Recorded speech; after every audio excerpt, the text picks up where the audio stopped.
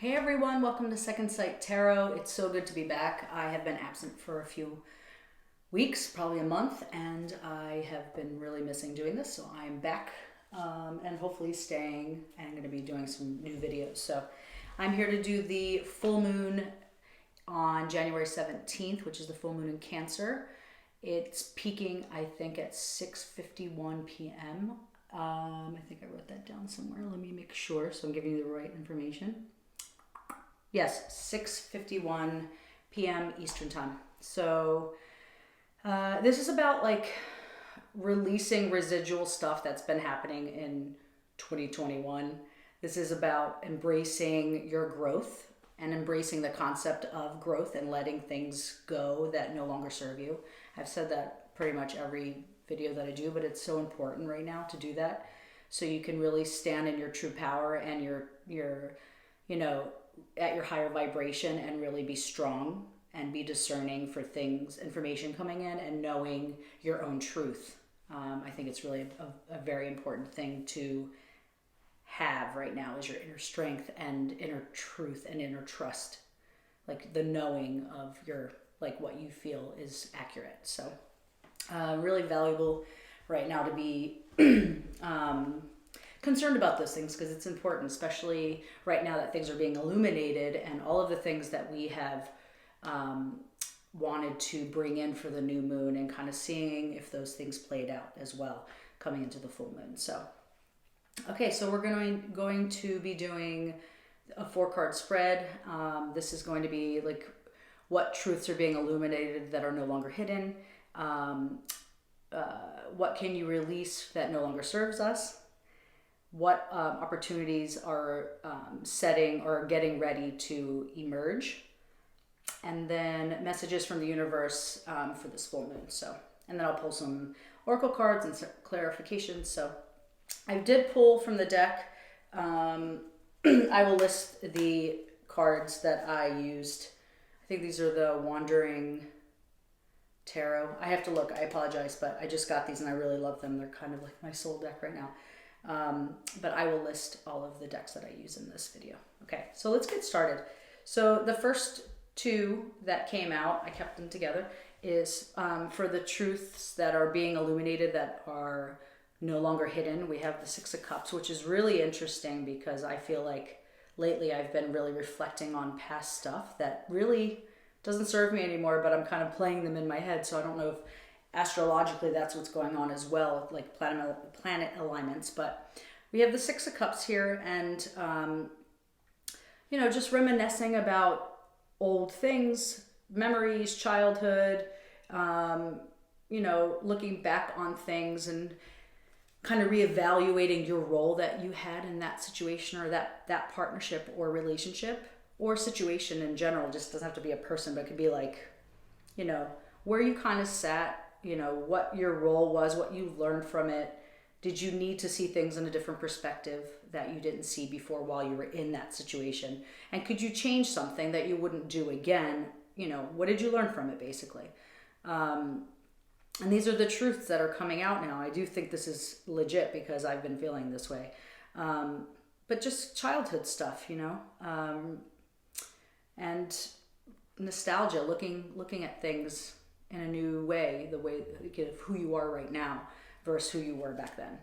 And then we have the Devil, which is interesting because this is something, I've been doing a lot of shadow work of releasing things that I've created by my behaviors throughout the last couple of years. In Scorched Earth, if I can, I will link her videos down below. She's doing this new shadow work, not a workshop, but they're videos and they're really informative. So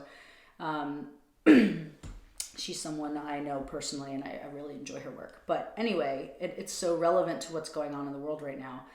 And the fact that we have the Devil card here really talks to you about what your vices are. What are your addictions? Are they really creating a blockage or conflict in your life? Are they controlling you?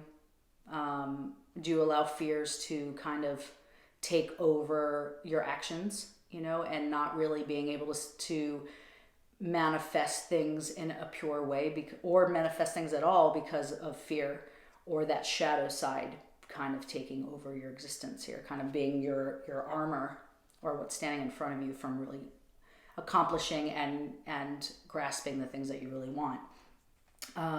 We also, like the devil talks about, well, I definitely think this is more of addictions for me, and like habits and vices and what we use to get through life.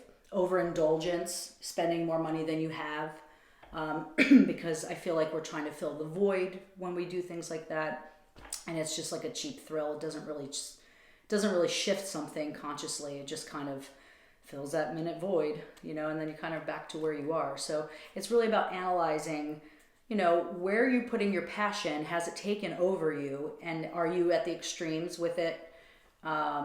Because passions could be good too, like not just a negative thing, but it could be definitely a positive thing, but just making sure that it doesn't consume you, having too much sex or having too much wine or drugs or being addicted to emotions that you can't really get out of that situation because you're like so consumed with it. So just really analyzing those things, and because I think they're coming out, they're being illuminated right now for a lot of people, especially I can relate to this, so I'm speaking from my own truth.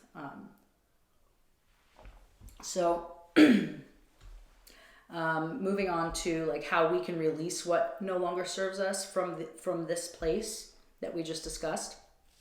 And we have the Ace of Cups, which I think is really beautiful, because I think it's about kind of really analyzing our addictions and analyzing what we choose to consume us and to fill the void, and maybe shifting some of that energetic stagnation or abundance or overly indulgence.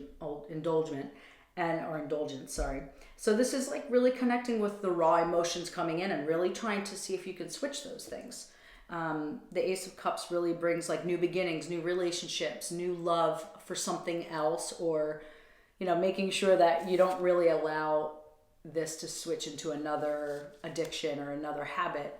But if it's better for you than where you are right now, then it has to be what it is, just to get out of that funk and out of that situation. But this brings in like new relationships, a new beginning, like new self-love, new love for something else. This like your imagination, really allowing your imagination to inspire you and to like, maybe create new sparks of passion that will bring something that really gives you joy, and that's what this card really represents. It's also like arts and creativity, that kind of stuff too. So whatever brings you joy. So this is what can be released that no longer serve us, or the blockages that cause us not to have this type of experience, which is our addictions, our vices that we have replaced with this spark of newness, of new growth, new love for something or for someone or for yourself. And maybe being stuck in the past too much, because that stuff's being illuminated here. This is all of the shadow stuff that's being illuminated, and it needs to be maybe filtered out in order for new things to come in. We can only hold so much in our capsule. So that's what I'm getting from this here. And then we have here what opportunities are getting ready to emerge. We have the Nine of Wands, which is interesting because I remember hearing something in I watched the astrology podcast. I think it's a really good one. It's a lot for me to attain because I don't know the verbiage or the terminology as much. I'm learning, but it's very educated for astrology. But I like to listen because I do pick up a lot of things. And they had mentioned the energy coming in this year is like something intruding or affecting our boundaries and how we see boundaries, maybe releasing boundaries or building up boundaries. But I think, or more of a collapsing of boundaries for the year to come, and really standing in your strength, and just from the Nine of Wands here, really standing into your strength, and having determination. Sometimes this creates delays too because you're so guarded, in my opinion. It's like we have set maybe too many boundaries, which creates delays of the universe really bringing abundance to us or bringing what we're asking for. So with this also brings protection. If for some of us who don't have those boundaries up, like maybe setting some boundaries, some healthy boundaries that really protect your energy from being extracted from someone else who needs it, maybe unconscious or conscious from their part. But, you know, really just kind of supporting yourself to stand on your own 2 feet in a very strong way. This is like inner strength. Like, you've been through the battle. You've been like, there's been some issues that have really beaten you up, you know, but you still stand strong, and just realize that you are super strong. You are resilient. You know, you can support yourself or find someone who can help you, and really set the boundaries that you need to set, and release some of the boundaries that are holding you back and causing delays within whatever you want to manifest or create or bring into your life. But I really love this card. It's a support card, you know, within self, but just be careful not to completely close off people fully. You know, it's having boundaries in moderation for protection, not to seal people out, you know. So I really enjoy that card there. I think it's really important. I'm actually going to pull one here. These are these here. The Coastal Curiosities, which I love. Oracle cards. Please. That was fast. Cycles. That's funny because this came out yesterday in a reading that I did for myself. And this is basically, you know, real, like, analyzing and looking at the cycles of your life and the patterns that come about, and like where you are resilient in certain ways, and then where you feel like you keep going in circles, you know, and like, but this is also like, you know, seeing things that, from what I understand of the meaning of it, when I looked it up, it's like some things decay, some things get reborn, and it's like the natural cycle of life. So it's really analyzing what has expired in your cycle, in your pattern, in your rhythm, and what has been new, like an Ace of Cups, like what can be coming in that is fresh and new to you. Excuse me. So these are really energies that are about to emerge. So I do think that for a lot of us, the Ace of Cups is a really fresh new start, and that if you can release some of that stagnation of shadow, you know, and like expired, decaying stuff that's energetically, you know, blocking you from new things, then this cycle can flow properly, you know. I think this is also about setting up boundaries, but this is more mental stuff, like energetically flowing with the cycle of life, and not resisting it, but also not speeding it up. Do you know what I mean? Like, kind of going with the rhythm and finding your rhythm, and respecting and honoring that time frame, or that experience you're supposed to have. That's what I got from it. It may not be exact, but intuitively, that's what I picked up from that. And then we have here messages from the universe for this full moon. We have the King of Swords, which is really standing into your power, you know, and having ambition, and really like influencing others with your actions, or just being influenced, you know, by yourself, by your own self. And I think this is really standing in our power here.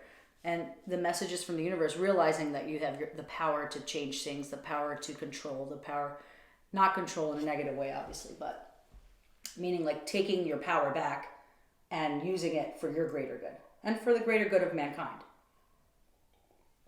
Meaning it's like the cycle that we live in this is all of us together. It's not just one person. This is the cycle of life as a whole. It's like respecting and honoring everyone's cycle, not just your own. You know, this is also what this card means. So this is really standing in your power, and like, you know, really being ambitious to create the things that you want to manifest, but and also realizing that people are watching you. Other people learn from your behaviors, and if you want to be, you know, consciously contributing to this cycle, realizing that your actions are powerful and they can affect other people and other energies and the web of consciousness. They can affect that. So, and then we also have the moon. And I swear, every time I do a new moon or full moon reading, the moon card always comes out. Sorry, I have a dry throat. We just got over the itis over the holiday, and I'm still the aftermath. So, the moon card, this is all about your intuition. This is all about connecting to what has been hidden. And now, because it's a full moon, what has been illuminated here. Paying attention to your dreams, any like shadow work stuff, anything coming up that keeps repeating the cycles that you need to be working on. I just, I think it's really important here to make sure that you're not being deceitful, or someone's not being, like, there's no deception within your, where you are in your capsule and in your arc field.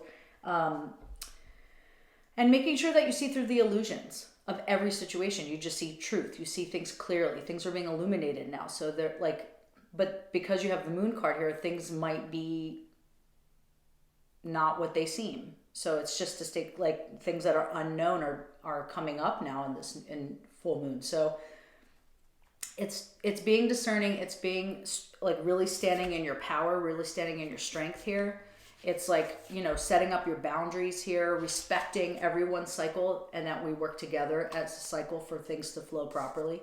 Really releasing your demons, like, and I hate saying that because I'm not religious like that, but releasing like the things that have consumed you that are not for the greater good. Are you the shadow aspect of every situation? Or, is there a balance of like give and take with light and dark? And I don't want to say negative and positive because I don't necessarily believe that, but just really analyzing things and realizing where there are things you can clear out to really create newness, new love for something, new love for yourself or for someone else. So really creating abundance here with the light side of things. I'm going to pull one of these. This is the Sacred... Hold on, sorry. I got all these new cards and I don't remember. Yeah, Sacred Rebels Oracle. My wife got these for me for Christmas and I love them.